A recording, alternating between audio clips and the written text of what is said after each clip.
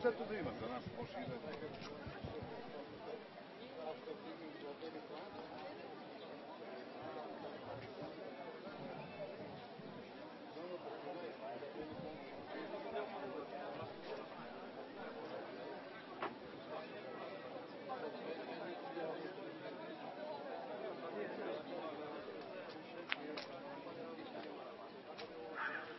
Искаш ли?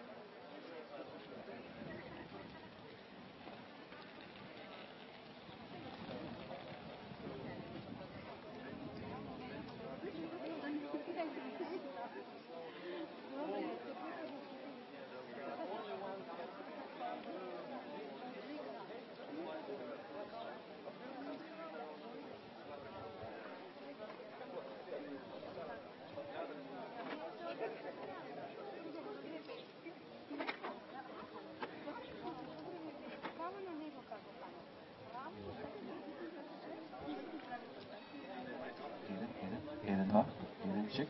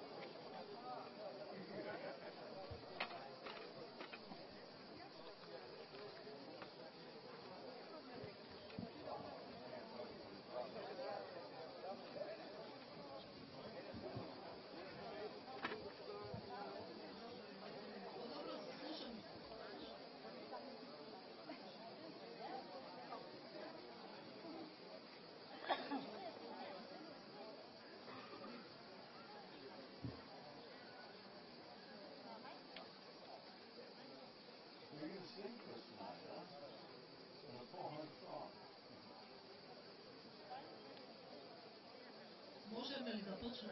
Слушам.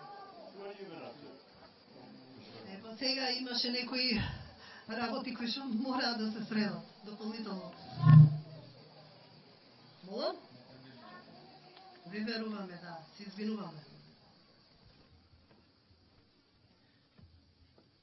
Почитувани професори, доктори, учесници од странство, почитувани гости.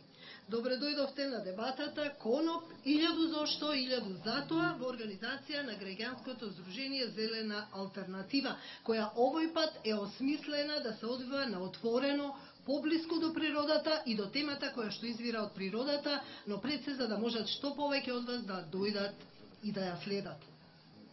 Целта на овој настан е сите заедно да дадеме придонес за да се разјаснат дилемите за користењето на маслото од канабис, но сега гледано од еден поинаков агол. Пациентите да ги споделат своите искуства во однос на лекувањето со маслото од канабис, лекарите да ги посочат проблемите со кои се соочуваат при препишувањето на лекот.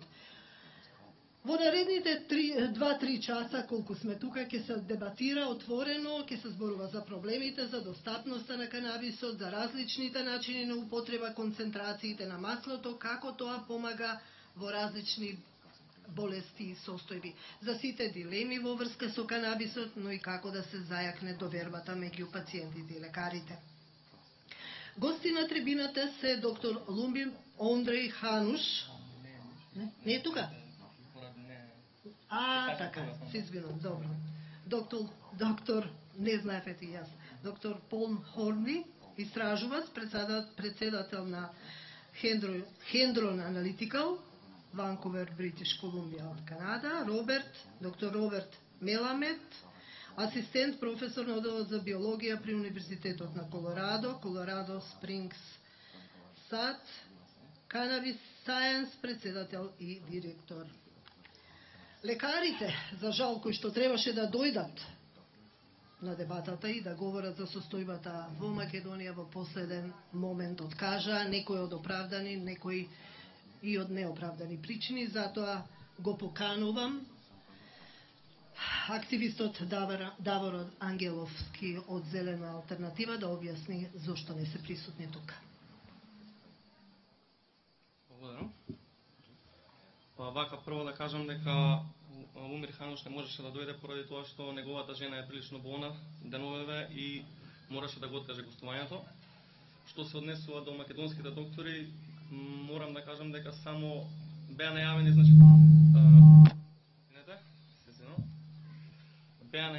тројца доктори од Македонија кои што требаше да присуствуваат. Тоа беа докторите Милан Рисевски, доскорешен директор на клиниката за онкологија, доктор Аспазија Софијанова, директор на клиниката за детски болести, и доктор Нико Беќаровски. Сакам да кажам дека освен доктор Нико Беќаровски, на кој што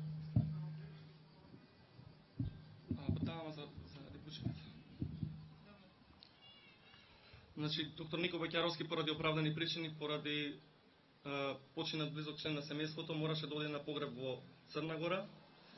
Додека што се однесува до докторите Милан Ристевски и Аспазија Софијанова, морам да кажам, да истакнеме како здружение дека крајно безобразно и крајно некултурно однесување од страна на докторите, особено ако се земува предвид дека докторите покрај нас може да дојдат од Канада и докторот од Колорадо да дојде тука и да бидат присутни денеска. Едниот од нив заминува одма денеска после предавањето, значи може да го направат тоа и да присуствуваат. Додека нашиве за жал не испоштитува и не се појавија, со тоа што пак ќе повторам крајно дрско и безобразно. Милан Ристевски го потврди своето учество пред 5 дена. За пред 3 дена да каже дека патува на фамилијарен одмор и не може да дојде, иако знаеше, значи, за настанот и договорени со обврските. Додека Аспазија Софијанова, докторката, го откажа своето учество денеска во 12 часот и 30 минути, наводно поради некакви надписи по медиумите и некултурно неспрушни слушалци. Така да без значи никакво претходно најавување, објаснување, ниту пак имаме појма реално за какви надписи се работи, за во кој медиуми што тоа се пишува, бидејќи ништо тоа не е поврзано со зелена алтернатива и ниту пак со настана. Така да околу нивното отсуство, тоа е она што има да кажам, че нагласам уште еднаш, значи голема срамота од македонските доктори, со тоа што барем само ни дадоа малку шанса да видиме кои тоа доктори стварно сакаат да соработуваат и да работат со канабис, па веќе за идната дебата која што ќе биде само со македонски доктори, која што ќе може овој дел да го поминеме малку поубаво со проблемите со препишување, со достапноста на лекот, дилемите кои што они ги имаат, кои што требаше да бидат, да речем, воглавен дел од дебатава, ќе може подобро да ги дискутираме на дебата во септември со други доктори кои што во меѓувреме се пријавија да учествуваат, онколози, невролози и други специјалисти. Тоа би било отприлика тоа околу отсуството, мислам дека може да се продолжи. Благодарам, Давор. И јас уште ќе додадам, ете, уводот беше направен, мислејќи дека нашите македонски доктори ќе дојдат, дека тоа не треба да не обезхрабрува, затоа што непосредно пред дебатата е разговарано со други лекари, кои што навистина работат на оваа проблематика и сериозно работат со пациенти со маслото од канабис, и тие ветија дека во следна прилика ќе бидат присутни на дебатата. Во Македонија има масло од канабис кое е достапно до пациентите и затоа добро е да се чуе мислењето на експертите. Им благодарам и нивните препораки се разбира во кои правец да се дава, да се препишува и добро е да се чуе нивното мислење. Затоа ќе одиме прашање по прашање до нашите гости од странство. Прво да ни објаснат што е канабис и што се екстрактите од канабис. За двајцата гости.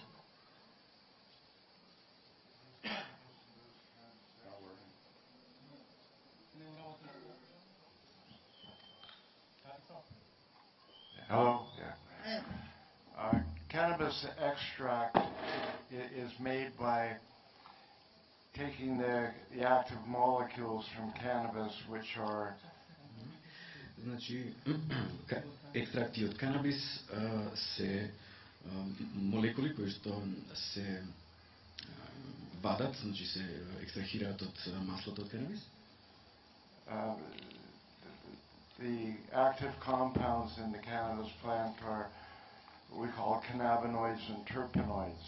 There's around 140 cannabinoids and roughly the same number of terpenoids. Значи, активните состојки се нарекуваат канабиоиди и триптеноиди. Има околу 140 препознаени различни субстанции од двата овие вида. These compounds are considered the medicine of the plant. И овие соединенија се сметаат за тие лековити материи. And they're found as exudate glands on the surface of the flower of the plant. И се наоѓаат на површината на цветот од растенијата. The idea of extraction is to remove these active compounds from the plant material and get them into an oil. И замислата е, значи, да се екстрахираат тие соединенија од површината на растението, на растителната маса и да се преточат во масло. And there are many different types of extraction procedures, many different solvents. One fairly new one is we can use carbon dioxide to solubilize cannabinoids and terpenoids. Има различни методи за екстракција, значи еден од поновите е користење на јаглерод диоксид за да се ослободат овие состојки, овие соединенија, значи канабиноидите и трипиноидите. We can use isopropyl alcohol, ethanol, butane, hexane, many different solvents. Може да се користи изопропанол алкохол, етанол, бутанол, голем број на различни други видови на растворувачи или други помошни субстанции за екстракција на активната субстанција. And some of these solvents can be toxic, so it's important in the methodology to remove the solvents you use for extraction, just leaving the oil behind. Дел од овие растворувачи се токсични, затоа при постапката за екстракција важно е на крајот да се отстранат сите тие токсични растворувачи и да остане само маслото. So the oil that's for sale here, the flowers come from what we call a hemp strain of cannabis, and the oil has been extracted from that.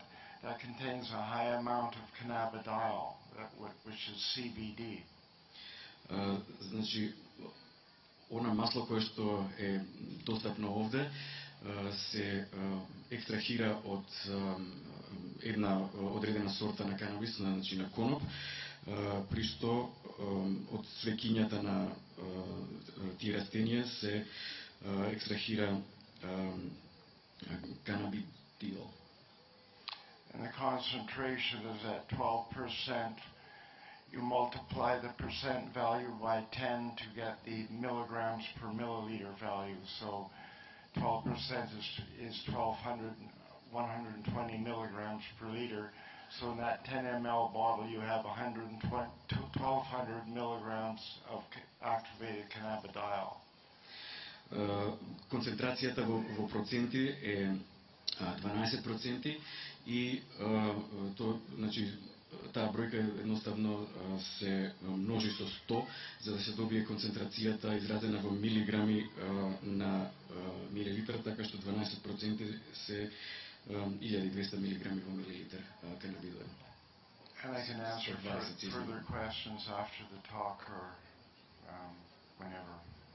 Доколку има прашање или некој сака да знае повеќе за овие постапки, може понатаму во текот на дискусијата да поставувате прашања. Дали и цветот од канабисот делува подеднакво како и листот од канабисот?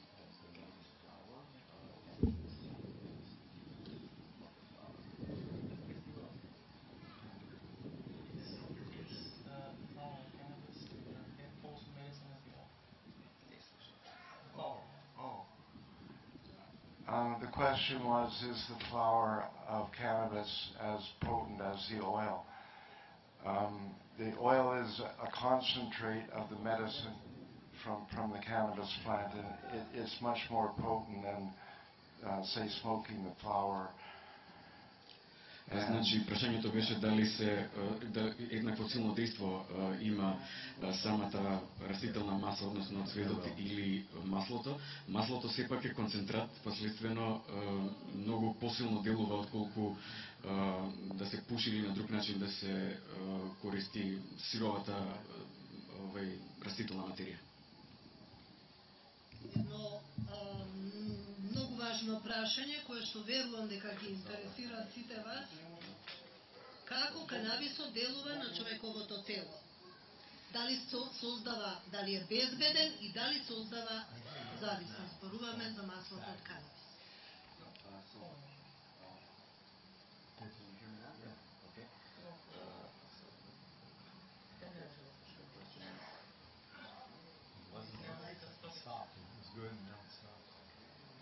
Кажи.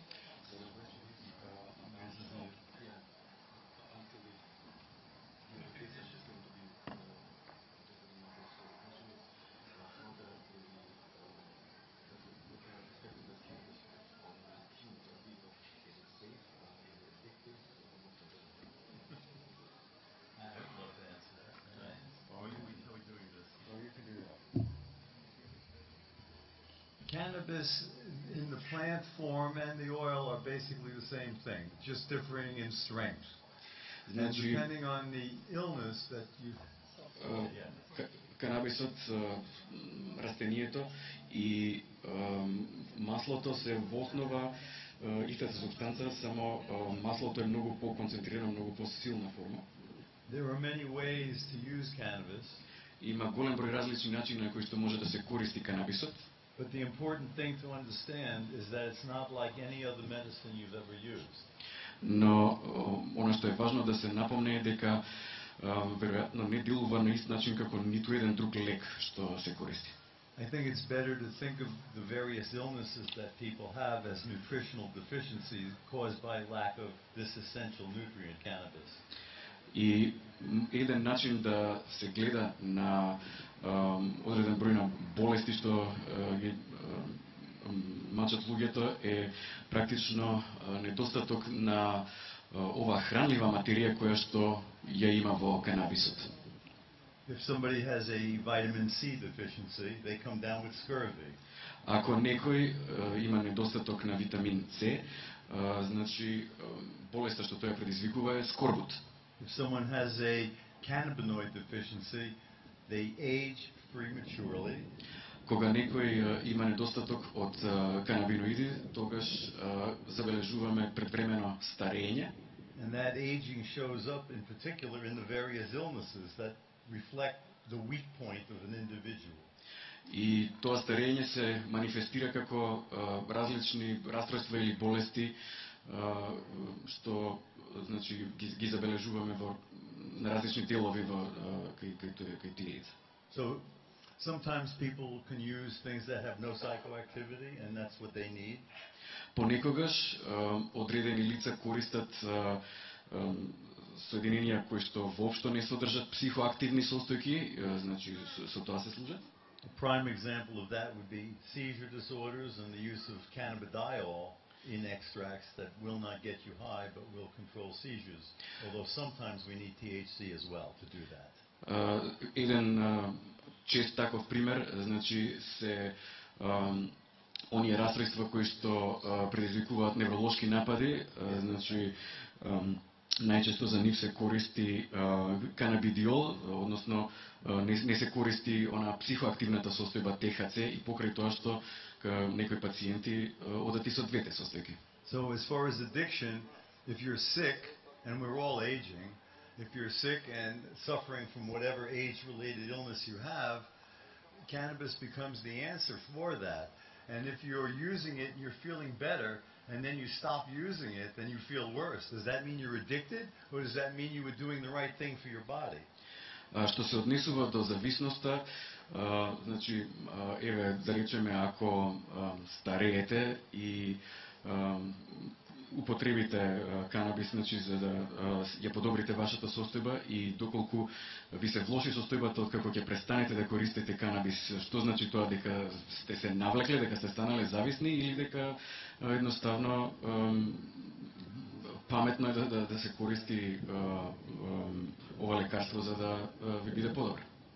And as far as safety goes, people have taken literally tens of thousands of times what would be considered a normal dose. For example, in controlling HIV and in controlling viral illnesses that are associated with HIV.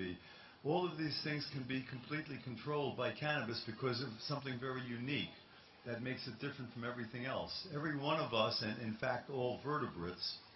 А што се однесува до безбедноста, до сигурноста, луѓе имаат примерно десетици илјади пати по силни дози во препарати за контрола на вирусни инфекции, на ХИВ инфекција, и што се однесува до користењето на канабис, нешто што може да се спомне дека сите рбетници. And the fact is that we have an endocannabinoid system. Факт е дека сите, значи ние имаме ендоканабиоиден систем. Everybody in the world from conception until death has their body regulated by the cannabis they make. Значи секој од нас од зачнување па до смртта во нивното тело се одвиваат процеси, значи лачење на практично канабиоиди. So immune system, Circulatory, yeah, go ahead, we'll do one. Вашиот, значи, имун систем, системот за варење, за крвоток, значи, digestive system, muscles, bones, reproductive system, everything. Мускули, коски, репродуктивен систем, се. Is regulated by your endocannabinoids. Сите тие се регулираат од страна на вашите ендоканабиоиди. We make them out of things that doctors tell you are good for you. We make endocannabinoids out of essential fatty acids, omega-3s, for example, that the doctors tell us are good, but then they don't tell us cannabis is good, which is doing the same thing. Better. Овие ендоканабиноиди се потекнуваат од одредени есенцијални масти, како што се омега-3 мастите, за кои што сите лекари ни велат дека се добри за нас, меѓутоа некои други велат канабиноидите се лоши за нас. Како може да биде тоа? Добро, ако тоа беше се, пред да поминеме на лекувањето, дали канабисот може да излече, ги замолвам професорите да ни објаснат какви типови на канабис постојат, значи една кратко класификација.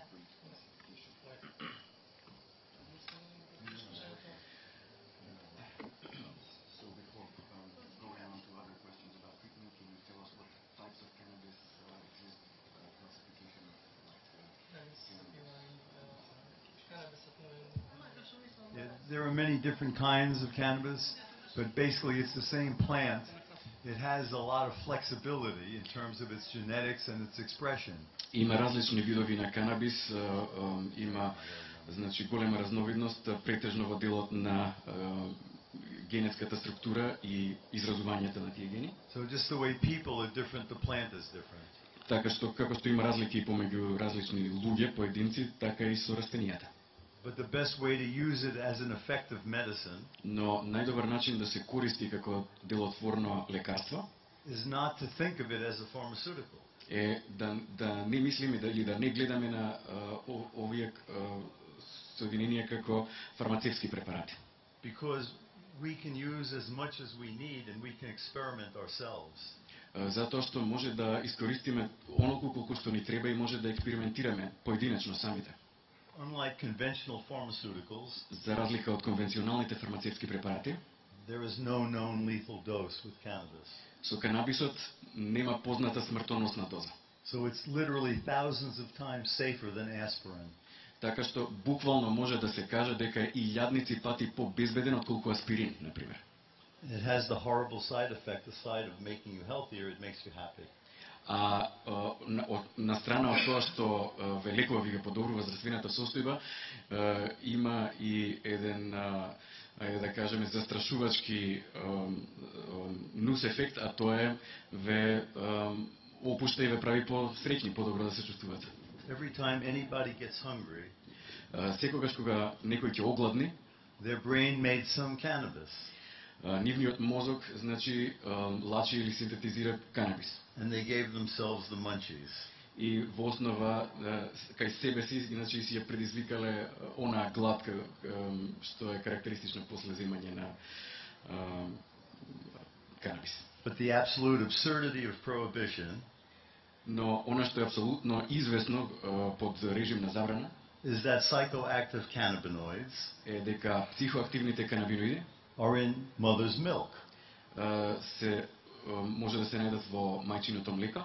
So the first thing a mother does with her newborn, така што првото нешто што една мајка го прави со своето новороденче, is get them stoned to relax, е, значи, да ги развали да се and then gives them the munchies. А потоа им предизвикува глад. Anybody who's seen a breastfed child knows about those big fat cheeks and how they go to sleep right away. Секој кој што видел дете што значи само што е подоено, ги препознава тие обесени крупни образи и како веднаш заспива тоа бебе. So governments that are inhibiting cannabis use are going against the will of God because it's in our mother's milk. Така што оние власти кои што забрануваат користење на канабис, всушност на некој начин одат против Божјата волја, затоа што овие состојки се во мајчиното млеко. So in the United States, I'd like to give the following joke. И бидејќи доаѓам од Соединените американски држави, сакам да се пошегувам. The situation may be a little different here, I know, but should we arrest mothers for getting their children stoned, or should we just arrest all women for paraphernalia? И, значи, знам дека можеби ситуацијата овде е малку поинаква, но еве, ова се однесува повеќе за мојата земја, за Соединените американски држави. Значи, прашањето е, треба ли да ги поапсиме сите мајки за тоа што ги опиваат своите деца со канабис, или пак треба да им изречеме глоби за тоа што користат оние помошни средства, значи, со кои што се употребува дрога.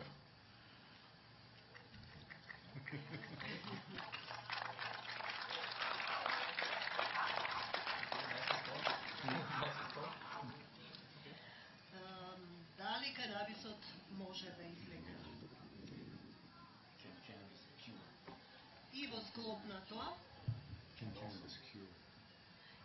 на тоа, една мала историја за лекување на канабисот. Yes. Because it regulates everything in your body, and because illnesses are imbalances in how energy flows through you, бидејќи регулира речиси се во вашето тело и исто така бидејќи болестите или расстройствата практично се дисбаланси или нерамнотежи помеѓу протокот на енергијата низ вашето тело. So how energy flows through you is determined by your genetics and your environment. Начинот на кој што енергијата протекува низ вас се определува од вашата генетска структура и вашето окружување. It turns out that depending on the foods we eat, our body either does a lot of building and damage while it's building, or it recycles things. And when it recycles, it fixes. Според тоа, каква храна внесуваме, значи телото или се гради и при тоа предизвикува одреден степен на оштетување, или пак рециклира. So certain illnesses are genetic. Одредени болести се генетски. But the genetics is controlling the flow of your biochemistry. Меѓутоа, генетиката, односно генетските одлики, контролираат протокот на биохемијата. And cannabis allows us to switch our fuel.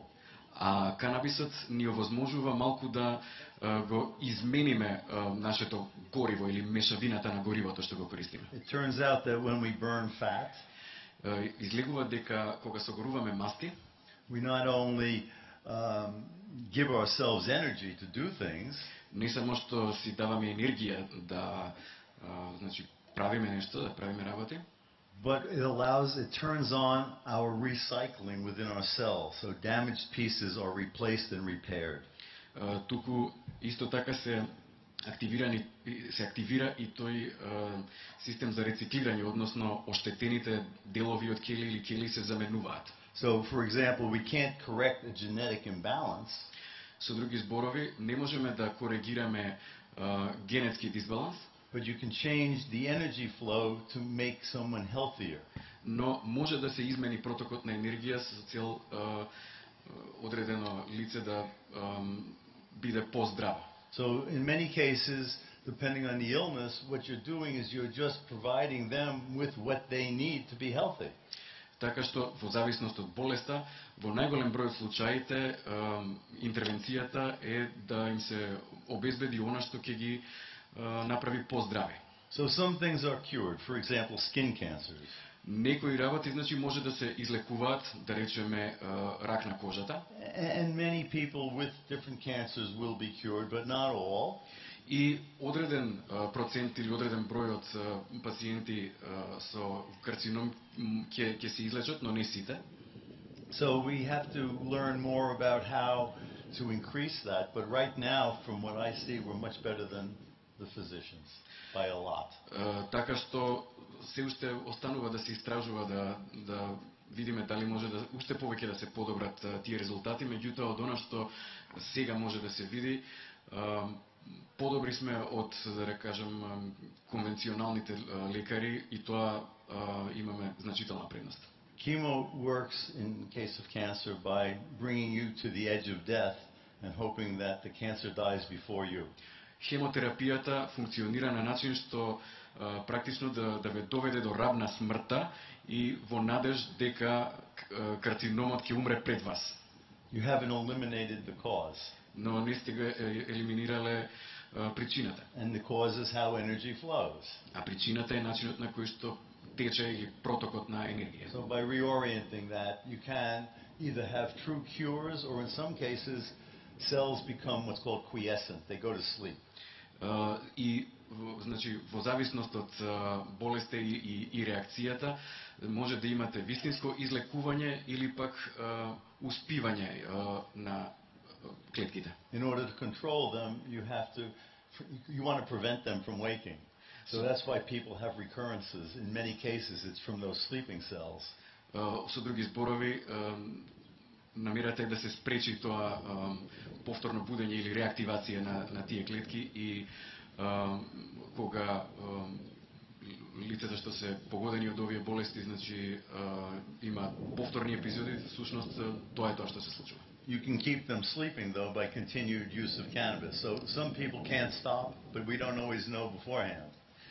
Но еден начин значи да се задржат во таа успана состојба, да кажем, овие клетки да се продолжи со користењето на канабис. Сега одредени луѓе постојано користат, така што не знаеме, значи немаме прецизна представа што би се случило доколку престанат и слично. Добро, што покажа резултатите до сега, на кои болести најдобро делува канабис? So what have results shown so far in terms of which illnesses respond best to cannabis? I can. The question was what illnesses respond best to cannabis.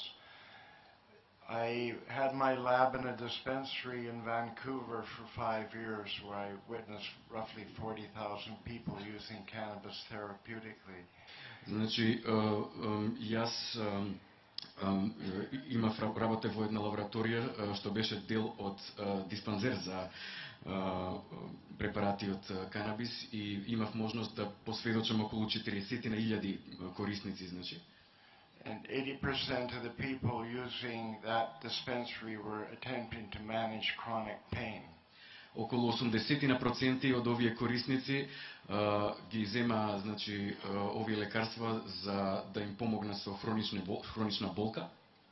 So chronic pain is a big one, and people use cannabis to treat that.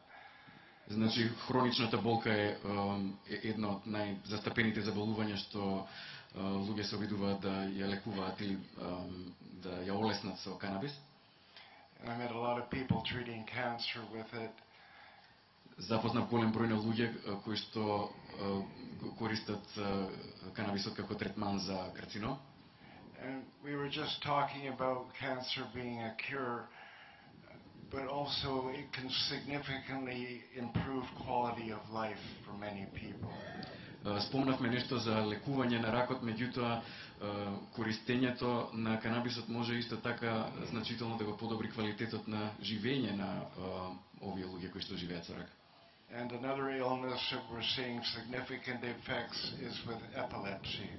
Уште едно нарушување каде што гледаме дека канабисот има забележително делување е епилепсија. We have groups in Spain, Israel, Macedonia, Croatia, Slovenia, and Canada. These are all young people, and we're gathering data through their caretakers and parents. And overall, we see 80% reduction in seizure frequency when a child begins, all of these are children incidentally, begin using cannabis extract. Имаме различни групи во земји како Шпанија, Израел, Македонија, Хрватска, Канада и други земји, каде што собираме податоци од лица со епилепсија, значи нивните родители, блиски, луѓе кои што се грижат за нив и забележуваме 80% намалување во зачестеноста на нападите, особено значи кога ќе почнат децата, претежно за деца се работи да користат екстракт од канабис. That could be anywhere from a 5% reduction in seizure frequency, 20%, 30%. Some even go away completely, and that's very exciting when that happens. The child just no longer has seizures, and going from 10 to 16 grand mal epileptic seizures a day down to nothing is quite astounding. Намалувањето, значи, на фреквенцијата или бројот на овие напади може да варира од 5%, 10, 20%, па се до целосно исчезнување. Значи, има и такви случаи што се разбира е особена радост за нивните блиски, кога ќе од некои 10 на 15 напади дневно до 0 да се намали. And if you were growing hemp here in Macedonia, you could definitely reduce seizure frequency with cannabidiol that's available in the hemp plant. И, значи, доколку се огледува тој вид на коноп овде во Македонија, секако дека преку тој екстракт канабидол може да се намали фреквенцијата на таквите напади. And if cannabis wasn't safe, my whole family would be dead, including the dog. Ако не беше канабисот безбеден, целото моје семејство ќе беа мртви, вклучително и кучето. Thank you.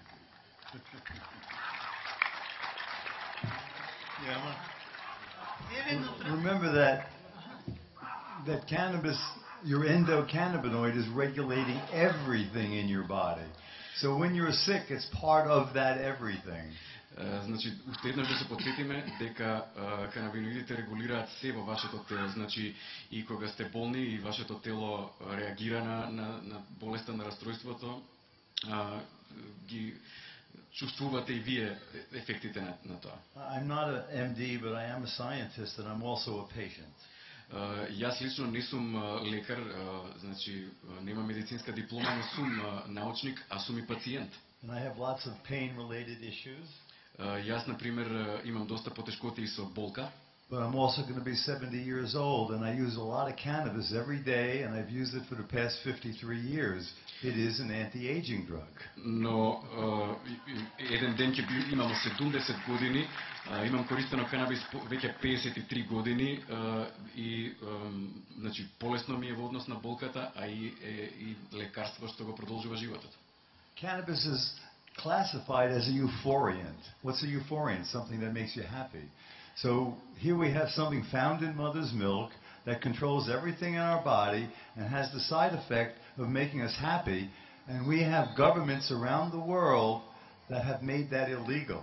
They are literally killing us by forcing us to use pharmaceuticals with nasty side effects because the governments of the world are corrupt and they're in bed with whoever's making money, and we, the people around the world, are being killed literally by them not allowing us to use this essential food that is an anti-aging drug that kills cancer, controls multiple sclerosis, arthritis, everything. We cannot allow these criminals to continue killing the citizens that they're supposed to be protecting. You have to spread the word to everyone you know. Everyone has to get up and start waking up that it's time to change the world everywhere by people of conscience and intelligence instead of greed.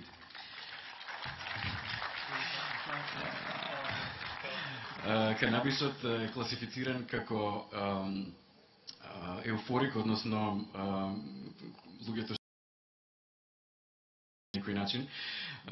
Значи, што сакам да кажам дека навистина е време сите ние, значи, да се разбудиме и навистина да работиме на тоа овие власти кои што се поставуваат така да ги забрануваат овие субстанции од една страна, од друга страна со тоа не принудуваат сите да се подпираме на скапи фармацевски препарати кои што при тоа имаат и голем број на штетни нус ефекти, на несакани дејства кои што не трујат. Значи, тоа едноставно произлегува од корумпираноста и алчноста на луѓето што се на власт, на значи фармацевските производители и слично, и се надевам дека сите ние, се надевам дека вие што сте овде ќе ја проширите и информациите и овие ставови кај луѓето што ги познавате, кај вашите блиски, дека навистина мора да се бориме и да заземеме став против таквата состојба, да го лесниме пристапот до овие соединенија кои што помагаат при малигни заболувања, мултипла склероза, артритис и различни други расстройства. Yeah, I just want to add one little thing because I just got a message that's very relevant to the nature of our conversation. Само уште нешто сакав да додадам, бидејќи добив порака што е релевантна за нашиот разговор. In Colorado, the people voted to legalize cannabis. Во Колорадо, значи жителите гласа да се легализира канабисот. So that's the direct voice of the people. Тоа е значи најдиректниот глас од народот. And they've been generating tons of money to support schools and do good things. И при тоа се остварува значителни приходи за поддршка и финансирање на училишта и други, значи вредни јавни потреби. But the fascist-minded control freaks, но овие фашизоидни власти или луѓе на власт кои што едноставно манично сакаат да одржат контрола, keep passing regulations to restrict the freedom. постојано донесуваат некои прописи со кои што се ограничува слободата. So lawsuits have just been filed.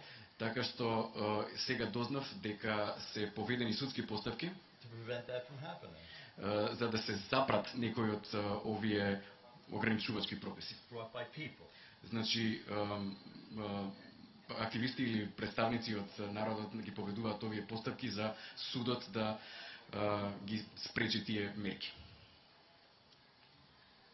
Кога веќе ја спомнавте болката,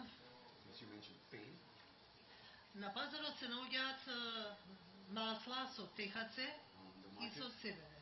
Македонија е земја каде што многу луѓе страдаат од болка, односно чести се случаите на реуматоидни артрити и така натаму, болести од таа област. Кој тип на масло е подобро за болката? Значи зборуваме болка која не е сериозна, но прави проблеми.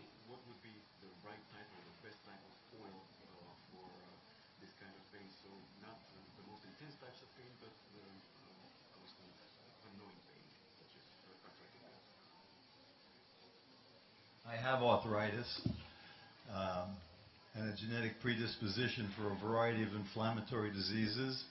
Јас имам артритис и генетска склоност кон разни видови на воспалителни расстройства. It's important that you turn up the recycling in your body to fix your damage. Она што е важно во вакви случаи е да се зајакне таа рециклирачка активност во вашето тело, односно да се справи телото со штетата. CBD and THC have important roles, but you don't know until you try either or both. И CBD и ТХЦ имаат различни улоги, и двете имаат важна улога, и како поединец нема да дознаете што е најдобро за вас доколку не ги пробате едното и другото или и двете. There are no magical answers like regular medicine. You have to take it into your own hands. Значи нема такви одредени одговори како што има во редовната медицина. Значи мора во ваши раце да го земете вашиот третман. Not because we don't know, but because that is the answer. Не затоа што не знаеме, туку затоа што тоа е одговорот. Околу концентрациите, Yeah, I fell off a balcony in Spain last year. Јас паднав од балкон во Шпанија минатата година. And broke my leg and elbow in two places. И има скршеници на ногата и на лактот, на две места скршеници. And all I've used for pain and inflammation and the arthritis is starting to set in is high CBD containing oral capsules. И единственото нешто што со кое што се служев за значи воспалението и болката, она артритична болка што почна да се јавува, беше значи висока концентрација на CBD во капсули. That's an all-natural prep containing high cannabidiol and also a terpene called beta-caryophyllene, which is an anti-inflammatory terpene. Значи тоа е една мешавина што содржи висока концентрација на канабидиол и еден вид на терпенин кој што значително помага при смирување на воспаление. And it's less than 4.4% THC. И помалку од 4% THC. The point is that all of these compounds work together to bring me the relief that I required. Она што треба да се нагласи е дека овие состојки сите делуваат заеднички, значи за да ми олеснат како што ми треба. And in January I fell on my head, but that's another story. Во јануари паднав и на глава, ама тоа е друга приказна.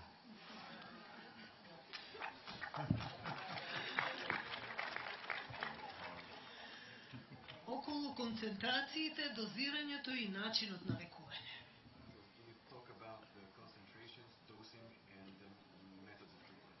Way of use, oral use, suppositories. Regarding pain, and also that answer, and the last answer, any of you who've had gout know how incredibly painful gout is. It's one of the most incredibly painful things. Што се однесува до болката, значи да се надоврзам на претходниот разговор, доколку има меѓу вас некој кој што има гихт, сите знаете значи колку може да боли, каква силна болка може да биде таа болката од гихт. So I have gout along with all these other nasties. Па ете, и јас имам гихт заедно со сите овие други страшни работи. I take no conventional medicine for it. Не примам конвенционални лекови, значи оние фармацевски препарати за тоа. As I said, I eat a lot of CBD and THC oils. Како што кажав, примам доста од овие масла и CBD и THC масла. And I have been spreading mostly a CBD oil on my feet and my legs because of neuropathy that I have. И исто така, значи, мачкам масло, CBD екстракт на рацете и стапалата поради невропатија. And the CBD extract worked amazingly well compared to other things. И тие делуваат зачудувачки добро споредено со некои други препарати. But now that I've been here in another country here, I had some oil that had a lot of THC as well that I spread on my feet. When I go home, that's the only thing I'm going to do. Сега, значи,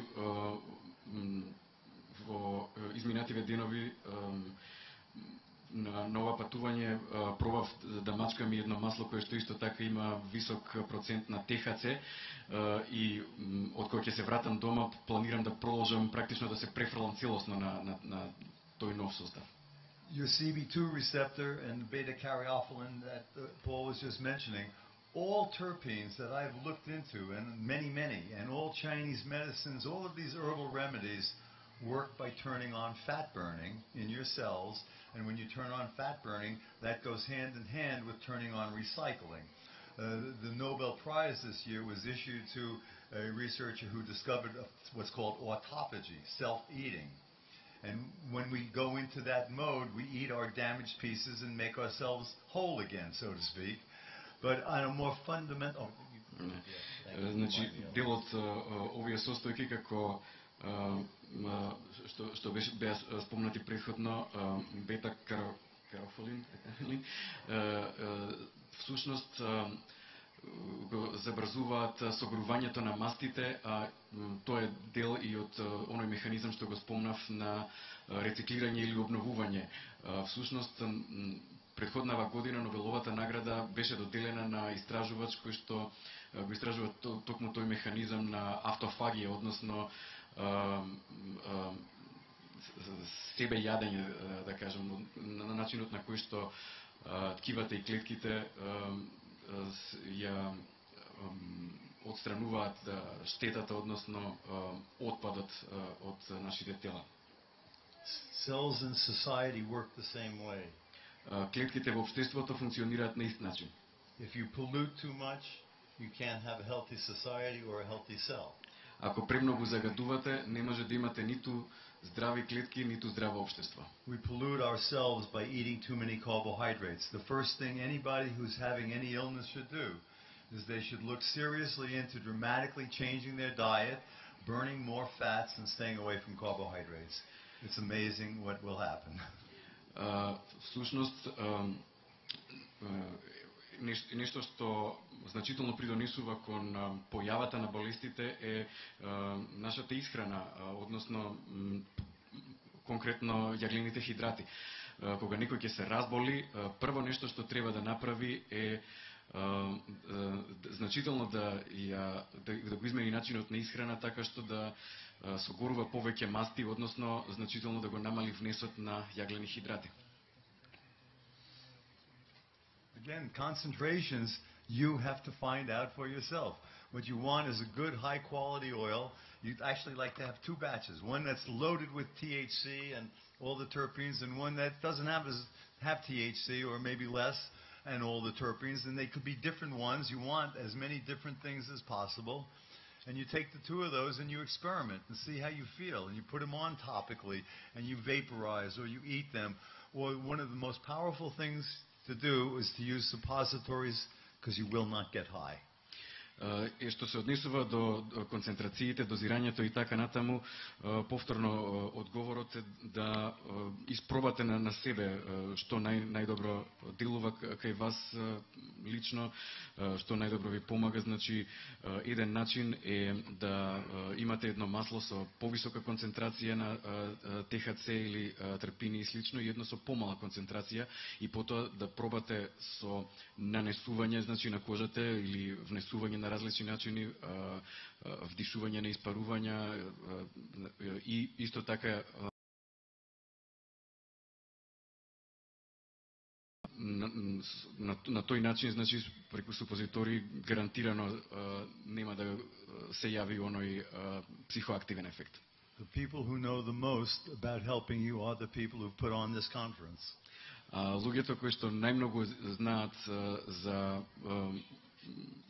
што би ви помогнало се луѓето што ја организира оваа конференција. And they don't do it to make money, they do it to help you. Не го прават тоа да значи заработат пари, туку да ви помогнат.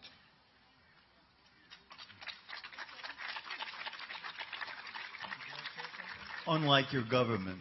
За разлика од вашата влада.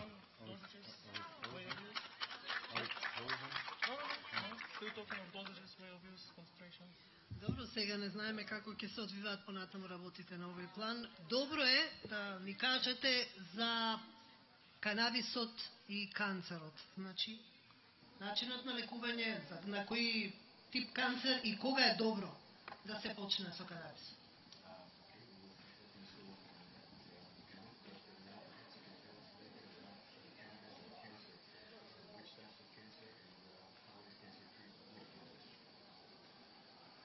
All types of cancer.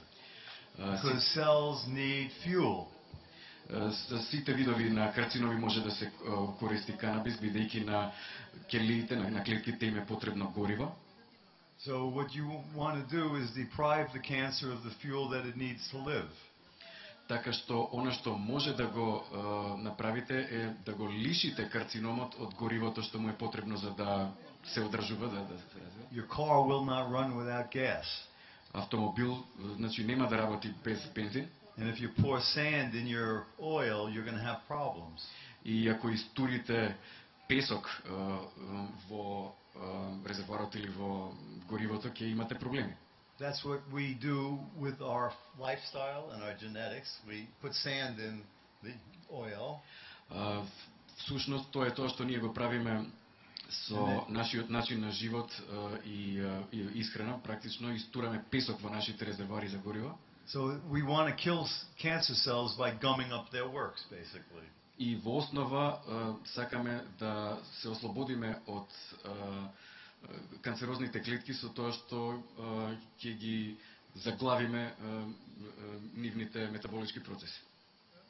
I won't bore the non-scientists here, but there are very specific mechanisms that explain what's going on here. Сега не би сакал да ги замарам луѓето кои што не се стручни или не се подковани во науката по на ова подрачје, меѓутоа има различни механизми на кои што може да се делува врз карциномните клетки. The basic idea is to have the cancer cell kill itself because it's not in the proper environment anymore, because we changed the environment with cannabis. Главната замисла е да се наведе малигната клетка да се самоуништи затоа што не е во вистинската околина, не е во вистинското окружување. Тоа се обидуваме да го постигнеме со канабисот. Most cancers start out burning sugar. Најголемиот дел од карциномите почнуваат со тоа што согоруваат шеќери. This was first noticed in 1928 by Nobel laureate Otto Warburg. Ова за прв пат било забележено во 1928 година од страна на добитникот на Нобелова награда Адел Волберг. The reason for that is because the cancer cells have switched their fuels in order to not kill themselves with too many free radicals. Причината е што овие малигни кели го измениле начинот на својата исхрана, односно нивното гориво, така да кажеме, со цел да избегнат уништување од страна на слободни радикали. But they're stressed cells that have done things to allow them to survive. So they're not happy, but they're surviving. Значи, тоа се клетки под стрес кои што значи не се во најповолна околина, меѓутоа преживуваат. But when you force them to burn fat and to start recycling them damaged goods, many cells can't make that transition. Меѓутоа кога ќе ги принудите да согоруваат масти и на тој начин да се ослободуваат од оштетените делови, голем број на клетки не може тоа да го преживеат. It doesn't matter what cancer or what illness. The things that I'm talking about are what underlie all illnesses because it's what underlies the opposite, health.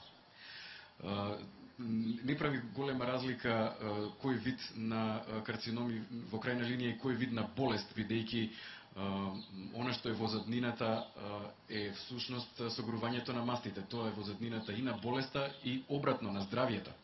I have over 90 videos on YouTube that explain more details of all of these things.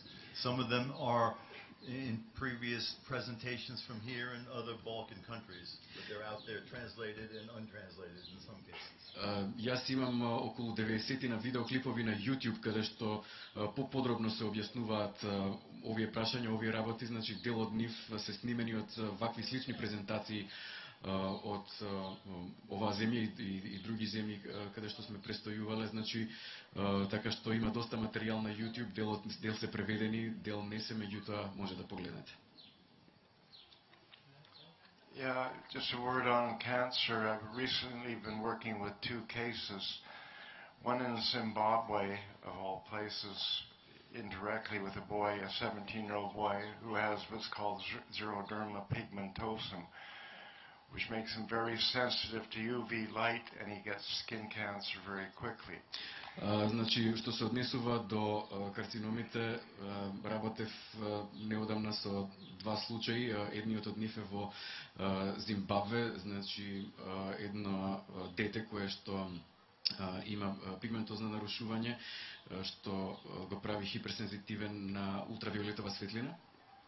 And we started him on high THC suppositories just about a month ago.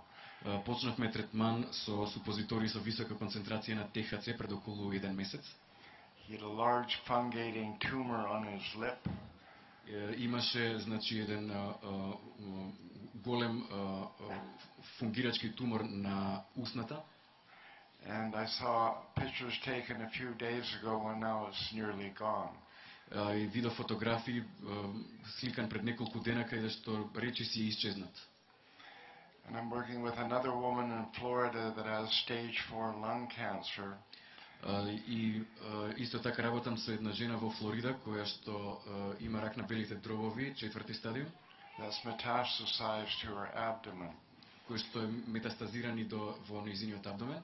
We've been treating her on high THC suppositories for again a month, roughly a month.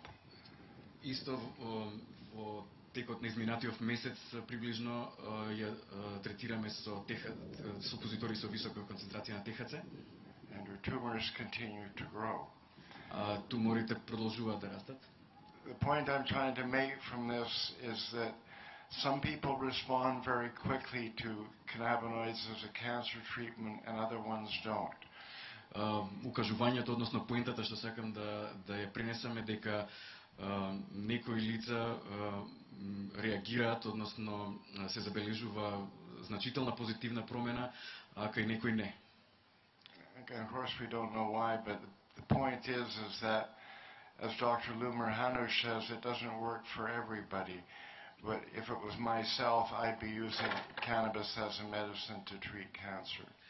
Значи, како што кажа докторот, не знаеме, односно не можеме да бидеме сигурни како ќе биде реакцијата кај секој поединец, меѓутоа, мене ако ме прашувате, јас би го пробал како лекарство или како третман за канцер.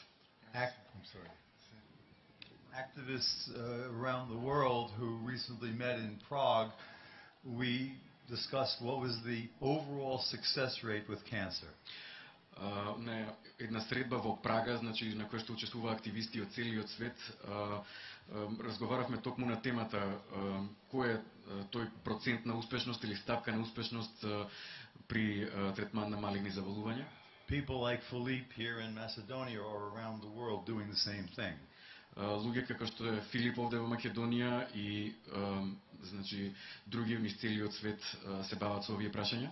And we're having about, collectively now, using different procedures on different continents with different strains, about 80% survival. And most of the people who failed had chemo or radiation. И значи со различни процедури на лекување, на третман и преку собирање на податоци од разни земји, од разни континенти, проценуваме збирно дека тој процент или таа стапка е, односно стапката на преживување е 80% и тоа во голем број кај пациенти кај кои што хемотерапија или радиотерапија не успеале. Conventional scientists get upset with me because they say it hasn't been proven.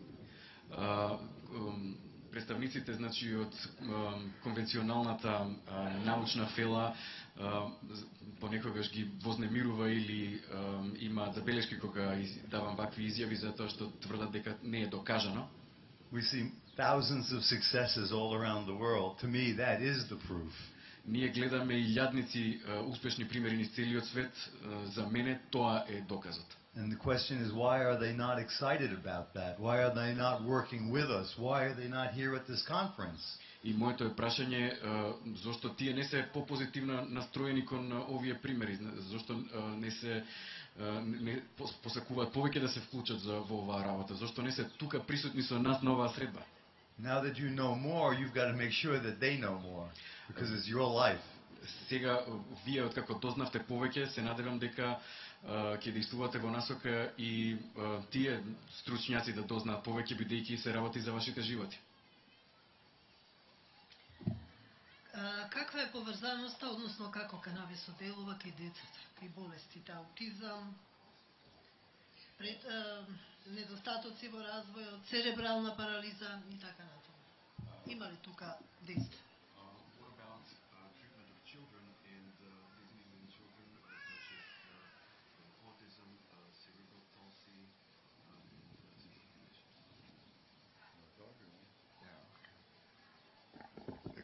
The question was, what about children with palsies, epilepsy, and ADD and what else? Autism, yes. We see good effects with all those illnesses, and often with I'm quite big on cannabidiol as an active in cannabis, and of course it must have THC is around as well, but cannabidiol is particularly effective in treating epileptic children. In studies we've done in Israel and in Slovenia, we find that between 3 to 15 milligrams of CBD per kilogram body weight per day is useful in treating most children. Yeah, Bob said not for cancer. It's much higher for cancer, but we do see significant result with epileptic children in that sort of dosage range. Што се однесува значи до децата и болести кај децата или нарушувања кај децата кои што може да се третираат со канабиноиди, сме работеле со доста такви примери. Имаше одредени студии во Израел и во Словенија за третман на епилепсија кај деца. Не слушнав добро само за дозите, ќе замолам да се повтори. Can you please repeat the dosages? 15 milligrams per kilogram body weight. Значи 3 до 15 милиграми на килограм телесна тежина е дозата. Претежно се работи за канабидиол, секогаш постои можноста да се меша или да се додава и ТХЦ екстракт. Going back to the cancer story, there are cancers that are caused within our cells normally, and there are cancers that are caused by viruses. Што се однесува на приказната со малигните заболувања, со карциномите, значи има одредени видови на рак кои што се предизвикуваат или настануваат во нас внатрешно, а има некои кои што се предизвикани од вируси. So a prime example is Kaposi sarcoma, which people with HIV get. Еден од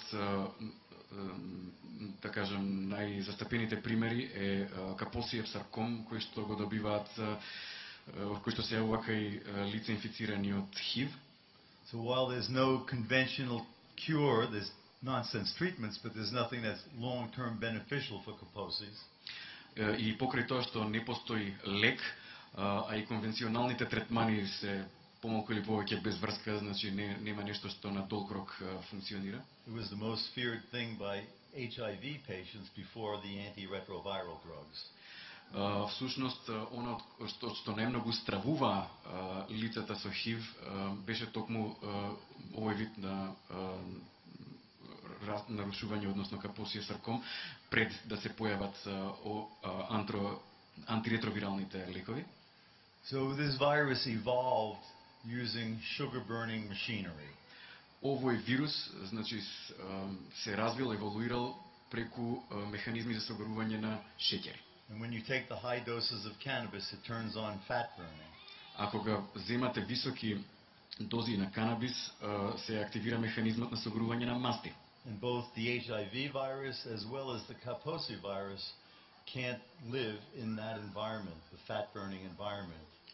И ХИВ вирусот и Капоси вирусот не преживуваат добро во такво окружување, значи во окружување со висок степен на согорување на масти. And I'm talking in the absence of antiretrovirals. Ова сега велам, значи во отсуство на антиретровирални лекови, без дејство на антиретровирални лекови. That we've completely controlled in individuals their HIV and their Kaposi by turning on fat burning with cannabis and other supplements. Со други зборови, значи сме постигнале значително ниво на контрола и на ХИВ инфекцијата и на Капоси инфекцијата со користење на екстракти од канабис, односно без употреба на антиретровирални лекови. So with thousands of people around the world treating themselves, reporting benefits, значи илјадници луѓе низ целиот свет се третираат, се лекуваат себе си со овие екстракти и изјавуваат дека им помага, значи дека им се подобрува состојбата. The things that I've been telling you, which most people always find to be fairly simple and easy to understand, ова што ви го говорев и што најголем број на луѓе го сметаат за лесно разбирливо и едноставно, are not looked at by our physicians or our scientists. Практично тие не се забележуваат од страна на лекарите и научниците. There are thousands and thousands of articles that support what I'm saying. I don't make this all up. Има илјадници и илјадници написи или трудови кои што го подкрепуваат она што го верувам, значи не е нешто што го измислувам. I put it together in a way that makes sense for all of us. но се надевам дека го склопувам на начин што е разбирлив и логичен за сите нас. There are something like 50 million people in the world with HIV right now. Во моментов во светот има околу 50 на милиони луѓе со ХИВ. It's under 10% that get treated.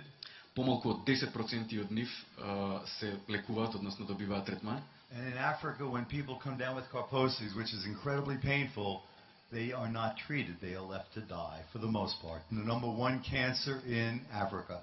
Најголемиот број од луѓето со ХИВ во Африка, кога ќе добијат Kaposi сарком, не добиваат никаков третман или лекарства, едноставно ги оставаат да умрат, а тоа е едно од најболните нешто што може да се случи кај ХИВ позитивни лица.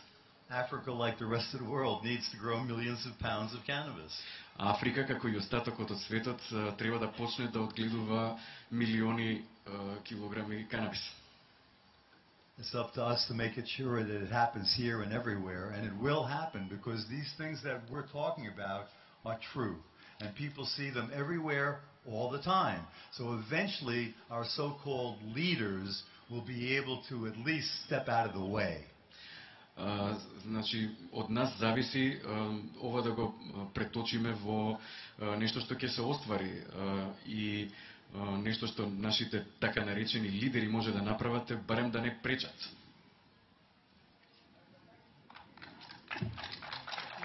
Сега Давор од Зелена алтернатива исто така сака да ги пренесе своите искуства по однос на Па, значи, вака, би сакал да ги споделам своите искуства во однос на прашањето што беше, значи, на леку... Поблиско? Окей. Секунда.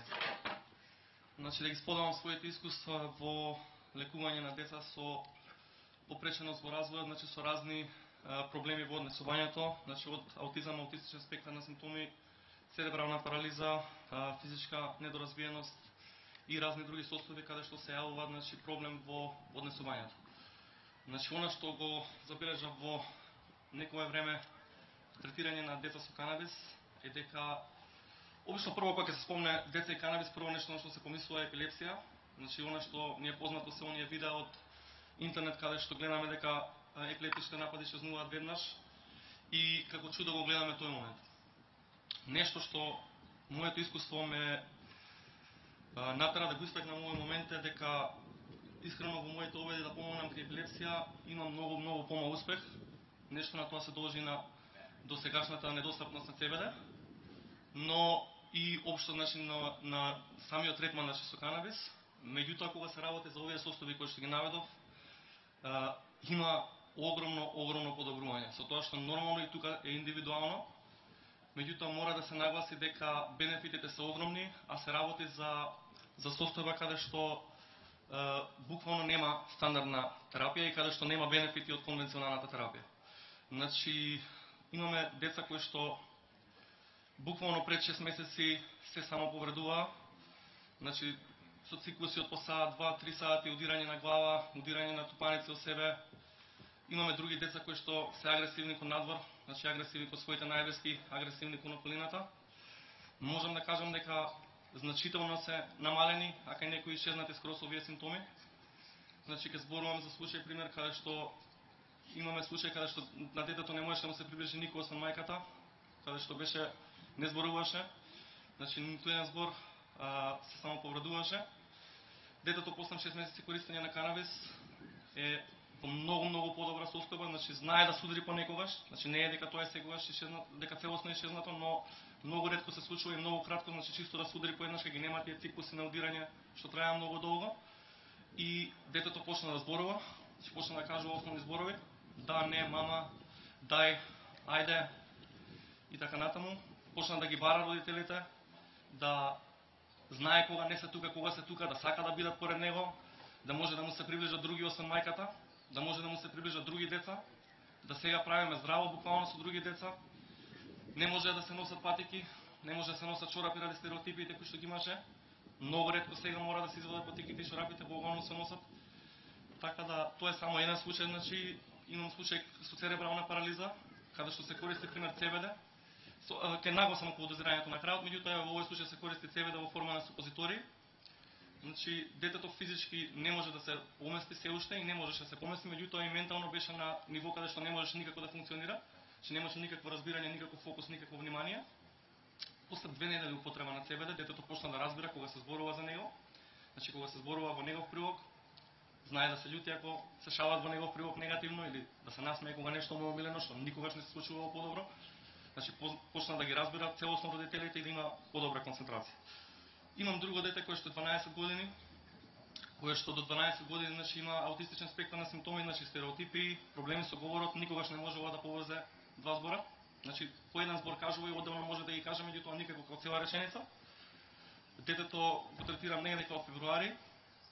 После 7 дена стереотипите тако да речи беа исчезнати, значи се појавуваат повторно понекогаш, меѓутоа многу ретко и во многу поблага форма.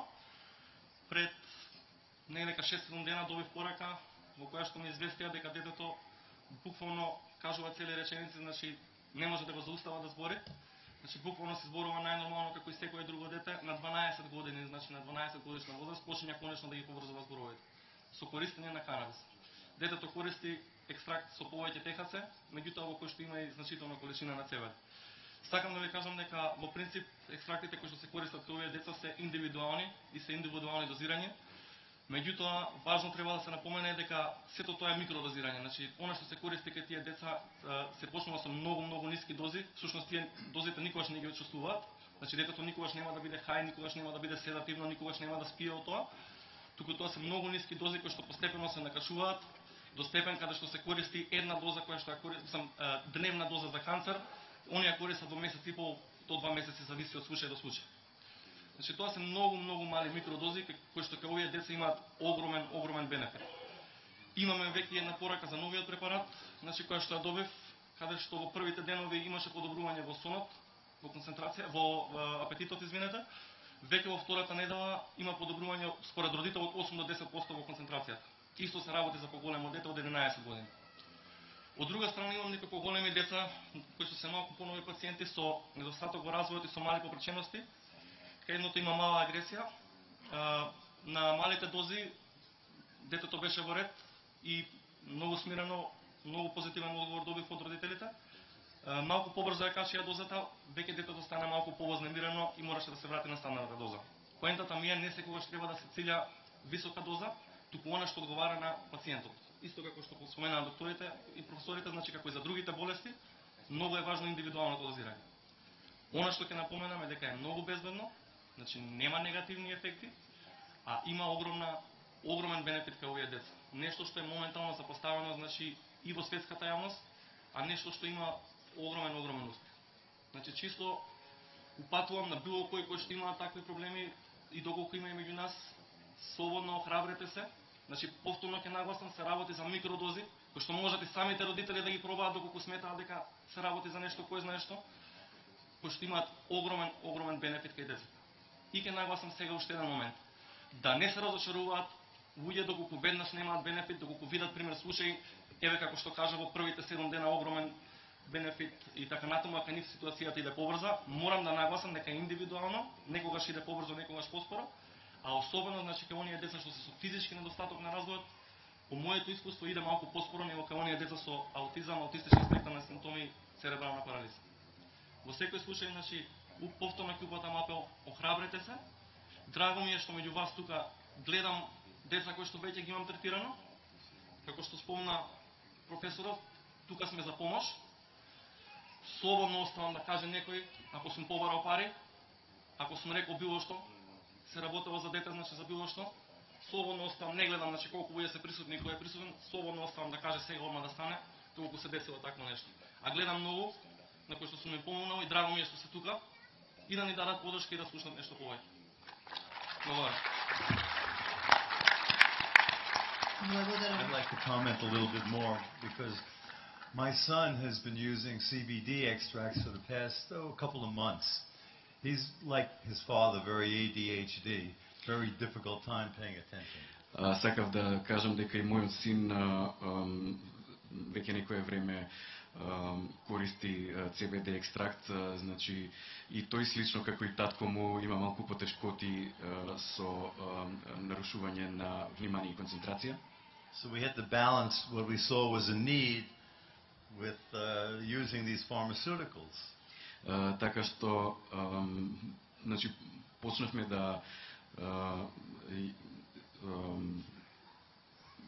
делуваме за оваа потреба со овие фармацевтски препарати.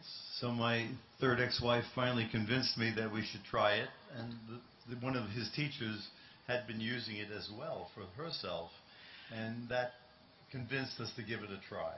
И мојата трета поранешна сопруга конечно ме убеди да пробаме со ова.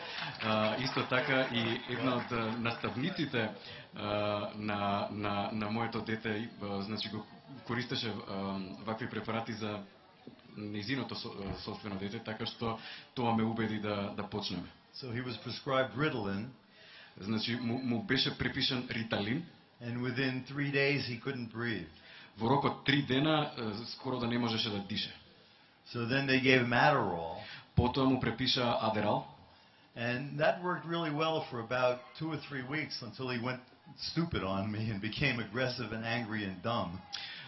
Тоа се чинеше дека добро делува некаде околу 3 недели, но потоа почна да станува на вистина агресивен и глупав. And thankfully, because my ex is a little bit hesitant about cannabis always. И за среќа, бидејќи мојата поранешна сопруга малку е колеблива што се однесува до канабисот. Just when all this happened, an article came out that said CBD works better than the conventional drugs. Токму кога ова се случуваше, излезе еден напис каде што еден од заклучоците беше дека CBD подобро делува отколку тие фармацевтски препарати. So he's been using that. It works better than anything else. He's happy. He's lost a little weight. Not that he had any to really lose, but he's looking fit and trim. He's happy. He's playing his music. It's a perfect answer. Сега мојот син, значи, му е подобро, му е подобрена, нели, онаа состојба за која што се обидувавме да ја подобриме, меѓутоа, освен тоа и малку и изгуби на тежина, не дека имаше многу, дека беше многу угоен, па требаше да ослаби, меѓутоа во подобра форма е, значи ужива и така. Добро, пред да преминеме на прашања од вас, јас предлагам, не знам гостите колку ја познаваат нашата законска регулатива, тоа може и тие да одговорат или пак Давор, достапноста на препаратите што ги има во моментот и што треба да се смени во законската регулатива, да биде подобро и попристапно за пациентите и за лекарите.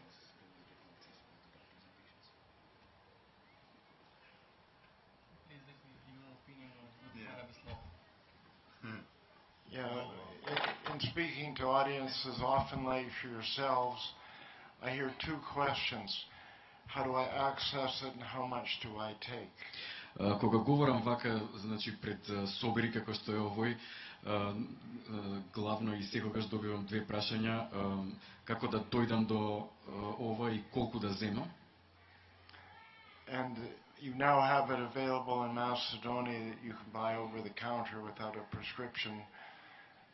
Сега, значи, го имате во Македонија, достапно е без лекарски рецепт. That's only one abundant active of the cannabis plant, cannabidiol or CBD, and there's no THC allowed in Macedonia without a prescription, as I understand. Значи, во овој случај се работи за канабидиол, колку што разбирам, не е дозволено да има примеси на ТХЦ во вакви производи во Македонија, односно не е дозволено без рецепт. And the cannabinoids and terpenoids, like we've been saying, they work together. We call it the entourage effect. И кога канабиноиди и терпеноиди делуваат во содејство, ние тоа го нарекуваме ефект на свита. So it's important to have both. In my My attitude is that everyone should grow their own cannabis, and if you don't know how to grow it, get someone else to grow it for you, and we'll write the books on how to do that and how to prep it into a medicine.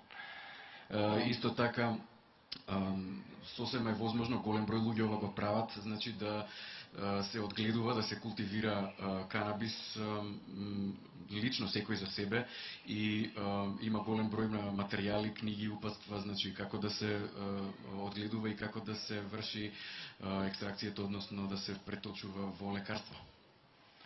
And I say it's a people's plant, not a politician's plant, because all of the changes that have happened in Canada have been through people standing up saying it's the only medicine that works for them, and they demand a right to it, and it's a constitutional right. Оно што значи произлезе е дека ова е еден цвет на луѓето, не е цвет на политичарите. Всушност целата ова промена во регулативата и политиката на крајот на краиштата во Канада произлезе токму од тоа, од желбата и ставот на луѓето дека сакаат тоа да биде нивно уставно признаено право и никој да не им пречи, да не им попречува во одгледување и користење на канабисот на тој начин. One final point. Canada is going legal right across the country next year with what they're calling recreational cannabis. Уште едно укажување, значи во идната година во Канада, значи на целата земја на федерално ниво стапува на сила одобрение и за рекреативно користење на канабисот. They're looking at selling it in liquor stores or small retail outlets. И значи ќе отпочне продажба на места каде што се продава и алкохол или други малопродажни локации. If you go into a Canadian liquor store today, only